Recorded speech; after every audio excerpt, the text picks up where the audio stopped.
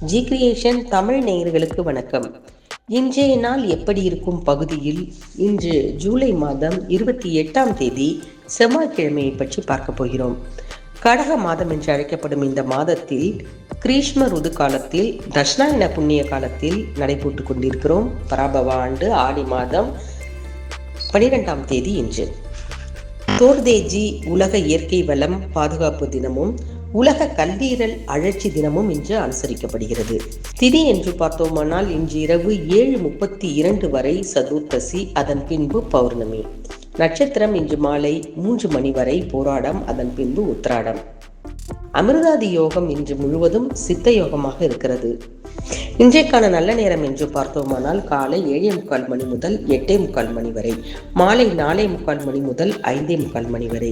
கௌரி நல்ல நேரம் என்று பார்த்தோமானால் காலை 10:45 மணி முதல் 11:45 மணி வரை, மாலை 7:30 மணி முதல் 8:30 மணி வரை.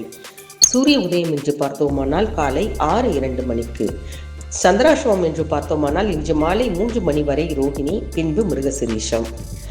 இன்றைக்கான ராகு காலம் என்று பார்த்தோமானால் 3 மணி முதல் 4:30 மணி வரை. குளிகை என்று பார்த்தோமானால் 12 மணி முதல் 1:30 மணி வரை.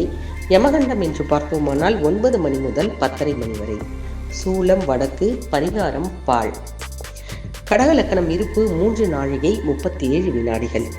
இன்று 12 ராசிகளுக்கான பலன்கள் என்று பார்த்தோமானால் மேஷ ராசி சுகப்பட போகிறது, ரிஷப ராசி முயற்சி செய்ய போகிறது, மிதுன ராசி போட்டி போட போகிறது, கடக ராசி ஆர்வ முக்தியால் பல காரியங்களை செய்ய போகிறது, சிம்ம ராசிக்கு புகழ் கிடைக்க போகிறது, கன்னி ராசிக்கு வெற்றி கிடைக்க போகிறது, துலாம் ராசி கொஞ்சம் சோர்வுடன் இருக்க போகிறது, விருச்சிக ராசி ஆசைகளை நிறைவேற்றிக் கொள்ள போகிறது, தனுசு ராசி ஆதரவு கேட்டு நிற்க போகிறது, மகர ராசி கோபம் கொண்டு சினப்பட போகிறது, கும்பராசிக்கு செலவு காத்திருக்கிறது, மீன ராசிக்காரர்களுக்கெல்லாம் பரிவுடன் பல நல்ல விஷயங்களை நடத்தி கொடுக்கும் நண்பர்கள் காத்திருக்க போகிறார்கள்.